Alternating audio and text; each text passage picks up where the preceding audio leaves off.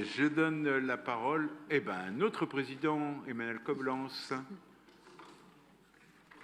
Le maire, mes chers collègues, dans le cadre de cette communication consacrée à la transition écologique du bâti parisien, sur les logements et les équipements publics, j'interviens aujourd'hui sur un sujet qui me tient, vous le savez, particulièrement à cœur, les travaux de rénovation dans nos écoles et dans les bâtiments scolaires au sens large du terme. C'est d'ailleurs l'un des sujets qui se trouve au cœur de cette communication. Une école, une crèche, un collège, c'est bien plus qu'un lieu de transmission de savoir, c'est un lieu de vie. Et en tant que responsable politique, il est de notre devoir de proposer un cadre bâtimentaire, un environnement qui soit à la hauteur des attentes et des besoins de nos enfants. Nous en avons déjà beaucoup parlé ce soir. À Paris, nous avons conçu ce plan ambitieux pour rénover et améliorer nos écoles et les bâtiments. C'est un projet global de transformation, confort, performance énergétique, performance acoustique, qualité de vie sont au cœur des préoccupations. Nous travaillons pour offrir des environnements modernes, fonctionnels, mais aussi respectueux de l'environnement, et cela en perturbant le moins possible le quotidien scolaire des élèves et des personnels. Prenons par exemple l'école élémentaire Jean-Jacques Rousseau dans le 18e arrondissement.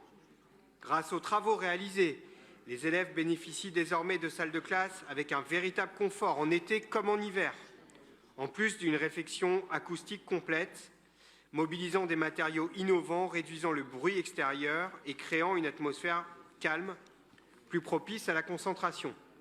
Autre exemple significatif, l'école Émile Zola dans le 15e arrondissement, où la rénovation a permis de rénover les terrains de sport, d'installer une piste de course en extérieur, de végétaliser les cours. Les élèves peuvent désormais s'adonner à des activités sportives de plein air dans un cadre apaisé et végétalisé. Je pourrais bien sûr multiplier les exemples dans tous les arrondissements et à commencer bien sûr par le 13e arrondissement que je connais mieux. Je voudrais saluer la méthode déployée par la DCPA pour effectuer ces travaux qui s'efforce de minimiser l'impact sur l'organisation scolaire. Le plus souvent possible, la rénovation est réalisée par phase. Pendant les vacances scolaires, après les heures de cours, les chantiers sont divisés sur plusieurs zones, permettant aux enfants de retrouver chaque jour une école qui ne perd jamais son visage familier. Ce sont des détails logistiques souvent invisibles, mais essentiels, qui permettent de s'adapter au rythme scolaire. Cependant, nous savons que nous ne pourrons pas toujours faire comme cela en site occupé.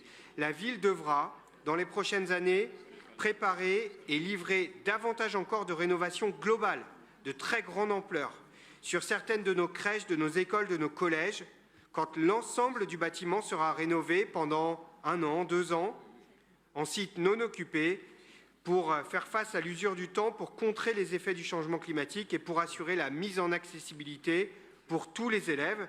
Ce sera un enjeu majeur des années à venir et je le sais, la ville sera au rendez-vous. Nous nous y sommes préparés activement. Je veux, vous l'aurez compris, saluer l'engagement de notre collectivité pour faire ces rénovations et mener ces projets écologiques durables. Cela permet de réduire la consommation énergétique, d'intégrer des matériaux éco-responsables, des solutions innovantes telles que l'installation de panneaux solaires et des toitures végétalisées pour participer activement à la réduction de l'empreinte carbone de nos bâtiments scolaires à Paris. Je voudrais donc saluer le travail des services de la ville en la matière, la DCPA et la DASCO bien sûr en premier lieu, mais aussi l'ensemble des équipes techniques, des équipes pédagogiques aussi, pour leur engagement dans ces projets d'avenir. Je vous remercie. Merci beaucoup.